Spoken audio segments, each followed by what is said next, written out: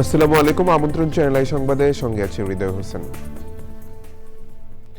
বিস্তারিত সংবাদের শুরুতেই জানিয়ে দিচ্ছি ফ্রেশ আটা, ময়দা, সুজি সংবাদ শিরোনামগুলো।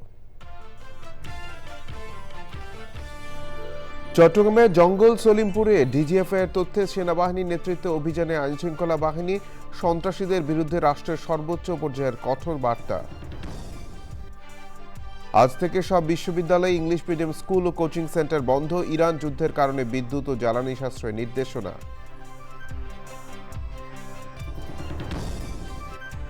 সৌদি আরবের আল খার্জে ক্ষেপণাস্ত্র হামলায় বাংলাদেশি সহ 2 জনের মৃত্যু। মধ্যপ্রাচ্য জুড়ে উত্তেজনার মধ্যে ইরানের সর্বোচ্চ নেতা হলেন মুস্তাফা কামিনি। ডিজিএফআই এর তথ্যের ভিত্তিতে শরীফ ওসমান হাদি হত্যা মামলার প্রধান আসামি ও মূল শুটার ভারতে গ্রেফতার, আইনি প্রক্রিয়া বাংলাদেশে আনার প্রস্তুতি। এবং দেশের সব ধর্মীয় উপাসনালয়ে কর্মরতদের জন্য মাসিক ভাতা দেওয়ার সিদ্ধান্ত। 14 মার্চ কার্যক্রমের উদ্বোধন করবেন প্রধানমন্ত্রী।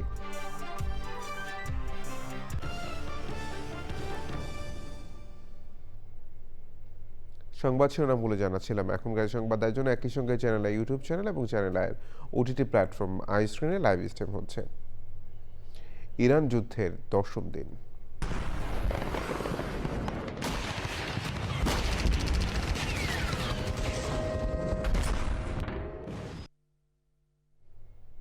আজ থেকে দেশের সব সরকারি ও বেসরকারি বিশ্ববিদ্যালয়, ইংলিশ মিডিয়াম স্কুল ও কোচিং সেন্টার বন্ধ ঘোষণা করেছে সরকার। ইরান যুদ্ধের কারণে বিদ্যুৎ ও জ্বালানি সাশ্রয়ের জন্য ঈদ উল ফিতরের ছুটি এগিয়ে এনে প্রধানমন্ত্রীর নির্দেশে এই সিদ্ধান্ত নেওয়া হয়েছে। শিক্ষা মন্ত্রণালয় রোববার এ সংক্রান্ত নির্দেশনা জারি করেছে। নির্দেশনায় বলা হয়, বৈশ্বিক সংকট মোকাবেলায় জাতীয় পর্যায়ে বিদ্যুৎ ও জ্বালানি সাশ্রয় করা অত্যন্ত জরুরি। পবিত্র রমজান উপলক্ষে আজ থেকে ঈদ উল ফিতরের জন্য বিশ্ববিদ্যালয়গুলোর একাডেমিক ক্যালেন্ডারে নির্ধারিত তারিখ পর্যন্ত সব পাবলিক ও বেসরকারি বিশ্ববিদ্যালয় বন্ধ থাকবে। এছাড়া বিদ্যুৎ সাশ্রয়ে বিশ্ববিদ্যালয় কর্তৃপক্ষকে বেশ কিছু নির্দেশনা দেওয়া হয়েছে। মন্ত্রিপরিষদ বিভাগের নির্দেশনা বাস্তবায়ন করে সব বিশ্ববিদ্যালয়কে এ সংক্রান্ত প্রয়োজনীয় ব্যবস্থা নিতে বলেছে শিক্ষা মন্ত্রণালয়। মধ্যপ্রাচ্যে চলমান উত্তেজনার মধ্যে সৌদি আরবে ক্ষেপণাস্ত্র হামলায় 2 জন নিহত হয়েছেন। তাদের একজন বাংলাদেশি এবং অন্যজন ভারতীয় নাগরিক। আনুষ্ঠানিকভাবে ইরানের পরবর্তী সর্বোচ্চ নেতা নির্বাচিত হয়েছেন আয়াতুল্লাহ আলী খামেনির ছেলে মুস্তাফা খামেনি। তবে ইসরায়েল হুমকি দিয়েছে, খামেনির যে কোনো উত্তরসূরিকে লক্ষ্যবস্তু করা হবে। প্রতিবেশী দেশগুলোতে ইরানের হামলা বেপরোয়া আচরণ বলেছেন আরব লীগের মহাসচিব। ইরানের তেহরান ও কুম শহরে নতুন করে হামলা চালিয়েছে যুক্তরাষ্ট্র ও ইসরায়েল। মার্কিন সেন্ট্রাল কমান্ড জানিয়েছে, সৌদি আরবে মার্কিন ঘাঁটিতে ইরানি হামলার আহত আরও এক মার্কিন সেনা নিহত হয়েছে। যুদ্ধ শুরুর পর থেকে নিহত মার্কিন সেনার সংখ্যা দাঁড়িয়েছে 7 জনে। ইফতেখার উদ্দিনের রিপোর্ট।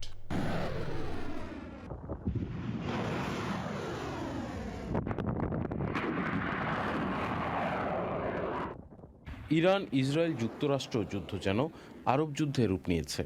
সৌদি আরবের আল খার্জ গভর্নরেটের একটি আবাসিক কম্পাউন্ডে থাকা ভবনে এক হামলায় একজন ভারতীয় ও একজন বাংলাদেশি নাগরিক নিহতের খবর পাওয়া গেছে। সৌদি ডিফেন্স সিস্টেম জানিয়েছে, হামলায় অন্তত 12 জন আহত হয়েছেন, তবে বিস্তারিত তারা জানাননি। এর আগে ইরানের ইসলামী বিপ্লবী গার্ড কোর দাবি করেছে, তারা সৌদি আরবের আল খার্জ সহ বিভিন্ন স্থানে রাডার ব্যবস্থা লক্ষ্য করে হামলা চালিয়েছে। নিহতের ঘটনাটি সেই আল খার্জ এলাকাতেই ঘটেছে। গত 28 ফেব্রুয়ারি ইরানে যুক্তরাষ্ট্র ইসরায়েলের হামলার পর থেকে মধ্যপ্রাচ্যে উত্তেজনা বাড়তে থাকে। এরপর থেকে ইরান আরব অঞ্চল জুড়ে মার্কিন ঘাঁটি থাকা দেশগুলোতে পাল্টা হামলা চালিয়ে যাচ্ছে। এই সংঘাতের প্রভাব পড়ছে প্রবাসী বাংলাদেশিদের উপরও। এর আগে সংযুক্ত আরব আমিরাতে এবং বাহরাইনে ইরানের হামলায় 2 বাংলাদেশি নিহতের খবর পাওয়া যায়। গত মঙ্গলবার সৌদি আরবে মার্কিন দূতাবাস এবং সংযুক্ত আরব আমিরাতে মার্কিন কনসুলেটেও ড্রোন হামলা হয়েছে। মধ্যপ্রাচ্যের এই উত্তেজনার মধ্যেই ইরানের ইসলামী বিপ্লবী গার্ড বাহিনী মুস্তাফা খামেনিকে নতুন সর্বোচ্চ নেতা হিসেবে স্বীকৃতি দিয়ে তার প্রতি আনুগত্য ঘোষণা করেছে। অন্যদিকে মার্কিন প্রেসিডেন্ট ডোনাল্ড ট্রাম্প হুঁশিয়ারি দিয়ে বলেছেন, যুক্তরাষ্ট্রের অনুমোদন ছাড়া ইরানের নতুন সর্বোচ্চ নেতা বেশি দিন টিকতে পারবে না। লেবানন সীমান্তেও সংঘাত বাড়ছে। হিজবুল্লাহ দাবি করেছে তারা ইসরায়েলের হাইফা নৌঘাঁটিতে ক্ষেপণাস্ত্র হামলা চালিয়েছে। অন্যদিকে লেবাননের দক্ষিণাঞ্চলে 2 ইসরায়েলি সেনা নিহতের সত্যতা স্বীকার করেছে ইসরায়েল। মধ্যপ্রাচ্য জুড়ে চলমান এই সংঘাত আরও বিস্তৃত হওয়ার আশঙ্কা করছেন বিশ্লেষকরা। Iftekhar Uddin, channel I. এবার অন্যান্য সংবাদ। চট্টগ্রামের জঙ্গল সলিমপুরে প্রতিরক্ষা গোয়েন্দা সংস্থা ডিজিএফআই এর তথ্যের ভিত্তিতে সেনাবাহিনীর নেতৃত্বে আইনশৃঙ্খলা বাহিনীর সমন্বিত অভিযান চলছে। এই অভিযানের মাধ্যমে সন্ত্রাসীদের বিরুদ্ধে সর্বোচ্চ পর্যায়ের কঠোর বার্তা দিচ্ছে রাষ্ট্র। 2 যুগ ধরে জঙ্গল সলিমপুর সন্ত্রাসীদের অভয়ারণ্য হিসেবে চিহ্নিত। 2017 ও 2022 সালেও প্রশাসন অভিযান পরিচালনার চেষ্টা করলেও বিভিন্ন অজুহাতে এবং স্থানীয় সন্ত্রাসীদের কাছে হার মেনে ব্যর্থ হয়। এবার রাষ্ট্রের সর্বোচ্চ পর্যায় থেকে সন্ত্রাসের প্রতি জিরো টলারেন্স নীতির আওতায় যৌথ বাহিনীর সমন্বিত অভিযান চলছে।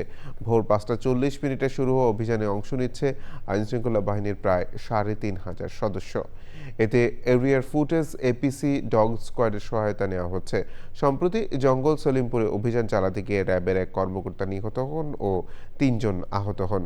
বন্দরনগরী চট্টগ্রামের সাম্প্রতিক আইনশৃঙ্খলা পরিস্থিতির অবনতির রহস্য উদ্ঘাটনে জঙ্গল সলিমপুরে সন্ত্রাসীদের গোপন আস্তানার তথ্য উঠে আসে। ভারতে কিভাবে গ্রেফতার হলো শরীফ ওসমান হাদির খুনি? ডিজিএফআই এর তথ্যের ভিত্তিতে ইনকিলাব মঞ্চের আহ্বায়ক শরীফ ওসমান বিন হাদি হত্যা মামলার প্রধান আসামি ও মূল শুটার ফয়সাল করিম মাসুদ ওরফে রাহুল ভারতে গ্রেফতার হয়েছেন। ভারতের সংবাদ সংস্থা ANI এবং পশ্চিমবঙ্গের গণমাধ্যম এই সময়ে এই চাঞ্চল্যকর তথ্য নিশ্চিত করেছে। ফয়সালের সঙ্গে এই হত্যাকাণ্ডের অপর এক অভিযুক্ত আলমগীর হোসেনকেও গ্রেফতার করে পশ্চিমবঙ্গ পুলিশের স্পেশাল টাস্ক ফোর্স এসটিএফ জানিয়েছে, গত 12ই ডিসেম্বর ঢাকায় চাঞ্চল্যকর এই হত্যাকাণ্ডের পর তারা সীমান্ত অতিক্রম করে ভারতে পালিয়ে আত্মগোপন করেছিলেন। পশ্চিমবঙ্গ পুলিশ এই গ্রেফতারকে একটি বড় সাফল্য হিসেবে বর্ণনা করেছে, কারণ হাদি হত্যার পর বাংলাদেশে ব্যাপক অস্থিরতা তৈরি হয়েছিল। সম্প্রতি ডিজিএফআই এর নবনিযুক্ত মহাপরিচালক ভারত সফর করেন। তিনি এই সময় ভারতীয় কর্তৃপক্ষকে হাদি হত্যা মামলার আসামিসহ সব সন্ত্রাসীকে আটক করে বাংলাদেশে ফেরত পাঠানোর জন্য চাপ দিয়েছেন। সেই প্রেক্ষাপটে ভারতীয় কর্তৃপক্ষ সুস্পষ্ট গোয়েন্দা তথ্যের ভিত্তিতে উক্ত 2 খুনের আসামিকে আটক করতে সক্ষম হয়। এছাড়াও বাংলাদেশের আহ্বানের পরিপ্রেক্ষিতে ভারতে বসে বাংলাদেশ বিরোধী প্রচারণার বিরুদ্ধেও সাঁড়াশি অভিযান চালাবে বলে ভারতীয় কর্তৃপক্ষ নিশ্চয়তা করেছে। গত বছরের 12ই ডিসেম্বর পল্টনের বক্স কালভার্ট রোডে জুমার নামাজ শেষে নির্বাচনী প্রচার চালিয়ে যাওয়ার সময় মোটরসাইকেল আরোহী 2 ব্যক্তির গুলিতে গুরুতর আহত হন ওসমান হাদি। 18ই ডিসেম্বর সিঙ্গাপুর জেনারেল হাসপাতালে চিকিৎসাধীন অবস্থায় মারা যান তিনি। বর্তমানে ফয়সাল ও আলমগীরকে আইনি প্রক্রিয়ার মাধ্যমে বাংলাদেশে ফিরিয়ে আনার প্রস্তুতি নিচ্ছে সংশ্লিষ্ট কর্তৃপক্ষ। ওসমান হাদি হত্যা মামলার 2 আসামি গ্রেফতারের সংবাদ প্রকাশের পরপরই কলকাতায় বাংলাদেশ উপ হাইকমিশনে ভারতীয় কর্তৃপক্ষের সঙ্গে যোগাযোগ স্থাপন করেছে এবং ভারত সরকারকে কনসুলার অ্যাক্সেস প্রদানে অনুরোধ করেছে। গণতন্ত্রের অগ্রযাত্রায় বিশেষ অদম্য নারী পুরস্কার পেয়েছেন সাবেক প্রধানমন্ত্রী বেগম খালেদা জিয়া। আন্তর্জাতিক নারী দিবসে রাজধানীর ওসমানী স্মৃতি মিলনায়তনে ব্যারিস্টার জাইমা রহমানের হাতে পুরস্কার তুলে দিয়ে রাষ্ট্রপতি মোহাম্মদ শাহাবুদ্দিন বলেন, স্বাধীনতার ঘোষক শহীদ রাষ্ট্রপতি জিয়াউর রহমান নারীর রাজনৈতিক ও অর্থনৈতিক ক্ষমতায়নে যে গুরুত্ব দিয়েছিলেন সেটিকে আরও শক্তিশালী ও সময় উপযোগী রূপ দেন দেশনেত্রী বেগম খালেদা জিয়া। চক্রমারিথার রিপোর্ট। 1991 থেকে 96, 2001 থেকে 2006 সাল পর্যন্ত বাংলাদেশের 3 বারের প্রধানমন্ত্রী বেগম খালেদা জিয়া, যিনি বাংলাদেশের প্রথম নারী প্রধানমন্ত্রী হিসেবে রাষ্ট্র ক্ষমতায় থেকে এবং ক্ষমতার বাইরে সব সময় সোচ্চার ছিলেন গণতন্ত্র ও নারীর ক্ষমতায়ন নিয়ে। নারী শিক্ষার বিস্তার সহ দেশের নারীদের জন্য রেখেছেন অপরিসীম অবদান। মহিয়সী এই নারীকে এবারের আন্তর্জাতিক নারী দিবসে প্রদান করা হলো গণতন্ত্রের অগ্রযাত্রায় বিশেষ অদম্য নারী পুরস্কার। রাজধানীর ওসমানী স্মৃতি মিলনায়তনে খালেদা জিয়ার নাতনি ব্যারিস্টার জাইমা রহমানের হাতে এবং আর্ট বিভাগ থেকে শ্রেষ্ঠ আরও 5 জনকে এই অদম্য নারী পুরস্কার তুলে দেন রাষ্ট্রপতি মোহাম্মদ শাহাবুদ্দিন। বেগম খালেদা জিয়ার পুত্রবধূ এবং অনুষ্ঠানের বিশেষ অতিথি ডাক্তার জুবাইদা রহমান তার বক্তৃতায় বলেন, খালেদা জিয়ার সংগ্রামী জীবন ভবিষ্যৎ প্রজন্মের প্রেরণার উৎস। গণতন্ত্র অগ্রগায়নের অদম্য বেগম খালেদা জিয়া। গণতন্ত্রের মা, শত অত্যাচার অবিচারের ফলেও তিনি ছিলেন আপোষহীন, ধৈর্যে অবিচল। তার স্মৃতি চির অব্যয়, চির অক্ষয়, অমর। তার জীবন গুরুত্বপূর্ণ শিক্ষা দেয় নারীর শক্তি তার দৃঢ়তায়, আর নেতৃত্বের শক্তি তার সাহসে। রাষ্ট্রপতি তার ভাষণে দেশে নারীর অগ্রযাত্রায় শহীদ রাষ্ট্রপতি জিয়াউর রহমান এবং বাংলাদেশের প্রথম নারী প্রধানমন্ত্রী বেগম খালেদা জিয়ার অবদান তুলে ধরেন। নারী রাজনৈতিক ও অর্থনৈতিক ক্ষমতায়নের বিষয়টি গুরুত্ব দিয়ে স্বাধীনতার ঘোষক শহীদ রাষ্ট্রপতি জিয়াউর রহমান 1976 সালে রাষ্ট্রপতির সচিবালয়ে প্রথম নারী বিষয়ক দপ্তর প্রতিষ্ঠা করেন।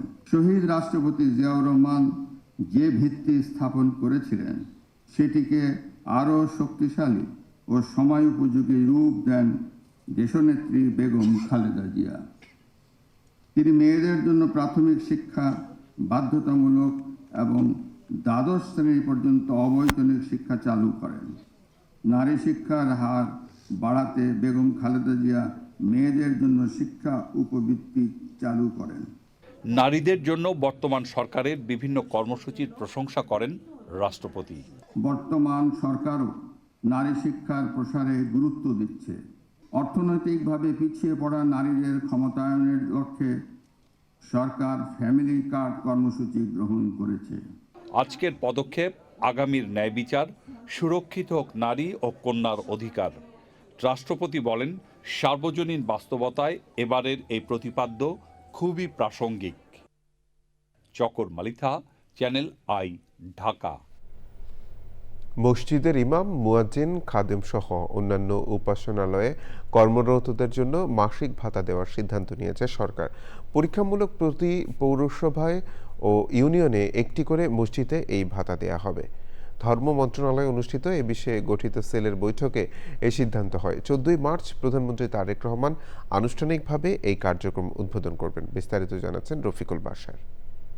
ঈদের আগেই সম্মানী বা ভাতা পেতে যাচ্ছেন মসজিদ, মন্দির, বৌদ্ধবিহার ও চার্চে কর্মরতরা।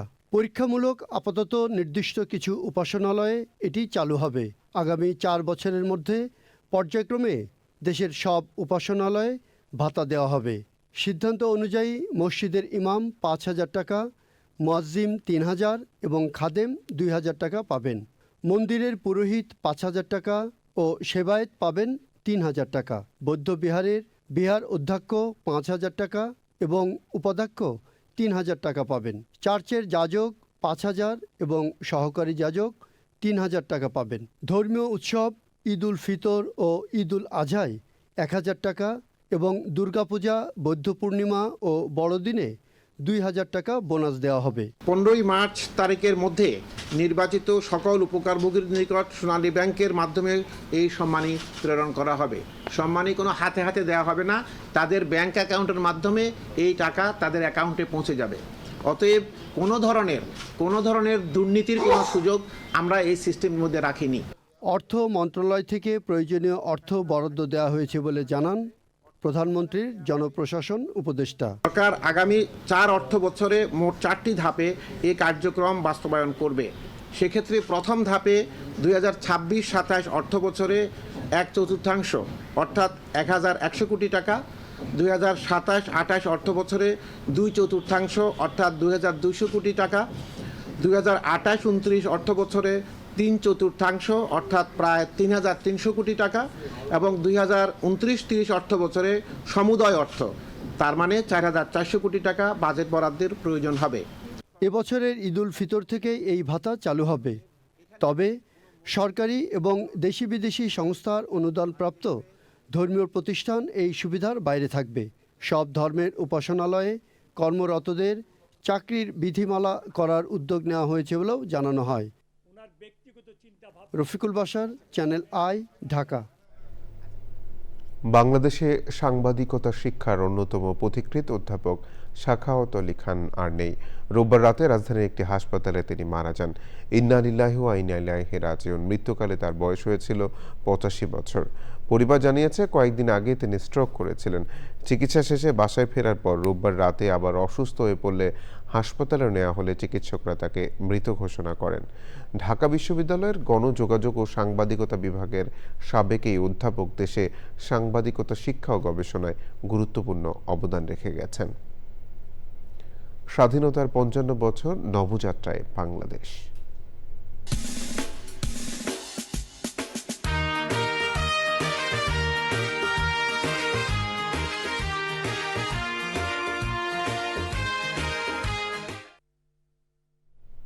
গৌরব আর গর্বের মাস মার্চ। ৭১-এর মার্চ মাসেই শুরু হয়েছিল মহান মুক্তিযুদ্ধ। ১৯৭১-এ মার্চের উত্তাল দিনগুলোর প্রতিদিনের ঘটনাবলী নিয়ে ওবায়দুল রশিদের ধারাবাহিক রিপোর্টের নবম পর্ব আজ। ৯ মার্চ ১৯৭১ পূর্ব পাকিস্তানের বেসামরিক প্রশাসনের উপর পশ্চিম পাকিস্তানের কেন্দ্রীয় সরকারের নিয়ন্ত্রণ অচল হয়ে পড়ে। সেদিন আওয়ামী লীগের তখনকার সাধারণ সম্পাদক তাজউদ্দিন আহমদ বেসামরিক প্রশাসন পরিচালনার জন্য ১৬ দফা নির্দেশনা দেন। আন্দোলনের কর্মসূচি অনুযায়ী সচিবালয় সহ সারা দেশের সরকারি, আধা সরকারি অফিস, আদালতে সর্বাত্মক হরতাল পালিত হয়। ৭১-এর এদিন লেফটেন্যান্ট জেনারেল টিক্কা খান পূর্ব পাকিস্তানের সামরিক আইন প্রশাসকের দায়িত্ব গ্রহণ করেন। নিয়ম অনুযায়ী দায়িত্ব নেয়ার জন্য টিক্কা খানকে পূর্ব পাকিস্তানের প্রধান বিচারপতির শপথ পড়ানোর কথা, কিন্তু প্রধান বিচারপতি বদরুদ্দিন আহমদ সিদ্দিকী টিক্কা খানকে শপথ পড়াতে অপারগতা প্রকাশ করেন। শপথ পড়াননি উচ্চ আদালতের কোনো বিচারপতিই। বাংলাদেশের ইতিহাসের গুরুত্বপূর্ণ এদিনে আওয়ামী লীগ সভাপতি বঙ্গবন্ধু শেখ মুজিবুর রহমানের সাথে ন্যাপ প্রধান আব্দুল হামিদ খান ভাসানীর বৈঠক হয়। ঢাকার ঐতিহাসিক পল্টন ময়দানে বিশাল জনসভায় বাঙালির স্বাধীনতা আন্দোলন ও বঙ্গবন্ধুর সিদ্ধান্তের প্রতি একাত্মতা প্রকাশ করেন মাওলানা ভাসানী। জনসভায় বক্তব্যে আব্দুল হামিদ খান ভাসানী সামরিক জান্তা ইয়াহিয়াকে পূর্ব বাংলার স্বাধীনতা মেনে নিতে বলেন। এদিন রাজশাহীতে রাত ৯টা থেকে পরবর্তী ৮ ঘণ্টা কারফিউ জারি করে সামরিক কর্তৃপক্ষ। চট্টগ্রামের হালিশহর থেকে দেওয়ানহাট হয়ে আগ্রাবাদ পর্যন্ত অস্ত্র নিয়ে মিছিল করে অবাঙালিরা। এদেশে থাকা অন্যান্য দেশের নাগরিকদের ফিরিয়ে নিতে এদিন দেশগুলোর বিমান অবতরণ করে। জাতিসংঘের তখনকার মহাসচিব উথান্ড পূর্ব পাকিস্তান থেকে তাদের কর্মকর্তা ও পরিবারের সদস্যদের ফিরিয়ে নেয়ার জন্য ঢাকার উপ আবাসিক প্রতিনিধিকে নির্দেশ দেন। Obaidul Rashid, channel I, Dhaka. নিটল টাটা কৃষি সংবাদ।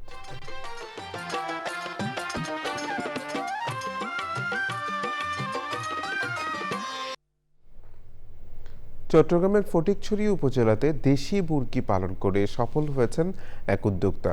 সাফল্যের ধারাবাহিকতা ধরে রাখতে খামারটিকে রূপ দেওয়া হয়েছে সমন্বিত প্রাণী খামারে। প্রকৃতি সংবাদ।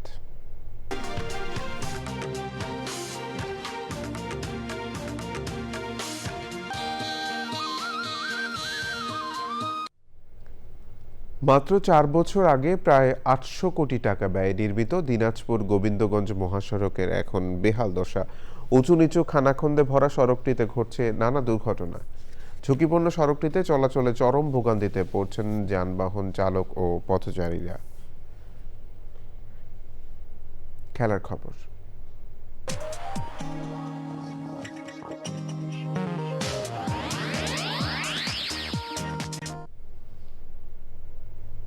বাংলাদেশের সঙ্গে ৩ ম্যাচের ওয়ানডে সিরিজ খেলতে ঢাকায় এসেছে পাকিস্তান দল।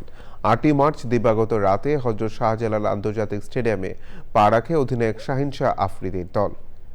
১১ই মার্চ অনুষ্ঠিত হবে Dutch Bangla bank Bangladesh Pakistan ৩ match সিরিজের প্রথম ওয়ানডে। সিরিজের সবগুলো ম্যাচ সরাসরি দেখা যাবে দেশের জনপ্রিয় ওটিটি প্ল্যাটফর্ম আই স্ক্রিনে। বাংলা ধারাবিবরণী প্রচার করবে রেডিও ভূমি ৯২.৮। সংবাদ শেষ করব সবশেষে ফ্রেশ আটা ময়দা সুজি সংবাদ শিরোনামগুলো জানিয়ে দিচ্ছে আরো একবার। চট্টগ্রামের জঙ্গল সলিমপুরে ডিজিএফআই এর তথ্যে সেনাবাহিনীর নেতৃত্বে অভিযানে আইনশৃঙ্খলা বাহিনী সন্ত্রাসীদের বিরুদ্ধে রাষ্ট্রের সর্বোচ্চ পর্যায়ের কঠোর বার্তা। আজ থেকে সব বিশ্ববিদ্যালয়, ইংলিশ মিডিয়াম স্কুল ও কোচিং সেন্টার বন্ধ। ইরান যুদ্ধের কারণে বিদ্যুৎ ও জ্বালানি সাশ্রয়ের নির্দেশনা।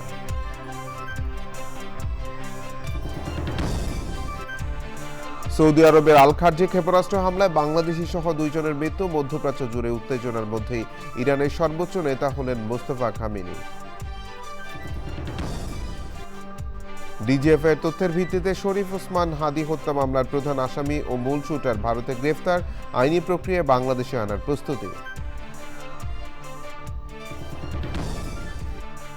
এবং দেশের সব ধর্মীয় উপাসনালয়ে কর্মরতদের জন্য মাসিক ভাতা দেওয়ার সিদ্ধান্ত। 14ই মার্চ কার্যক্রমের উদ্বোধন করবেন প্রধানমন্ত্রী।